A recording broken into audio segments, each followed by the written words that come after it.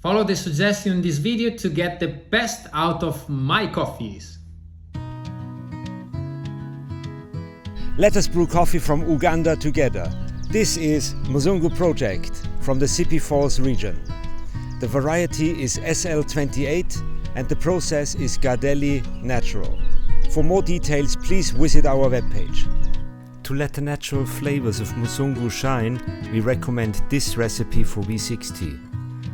We need 250 grams of third wave water at 94 degrees Celsius in the kettle to bring the fruity notes to the foreground. 16 grams of coffee ground on click 24 of your Comandante for a complex body.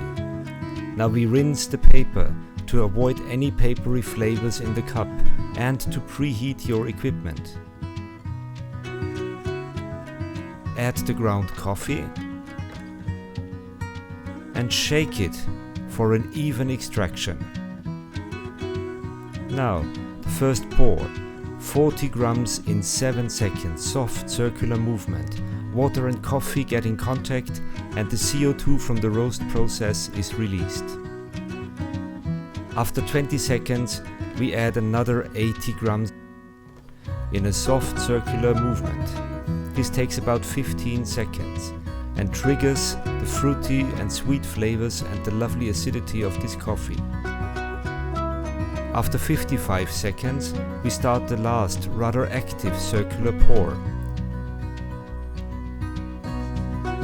This is 130 grams of water over 15 seconds, ending with a center pour to get a nice and complex body.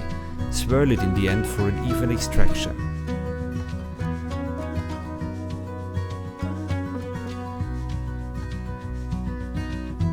The total brew time is 2 minutes and 30 seconds, and after that you can enjoy the fruity flavors of strawberry, blueberry, kiwi and the sweetness of dark honey with a lovely malic acidity.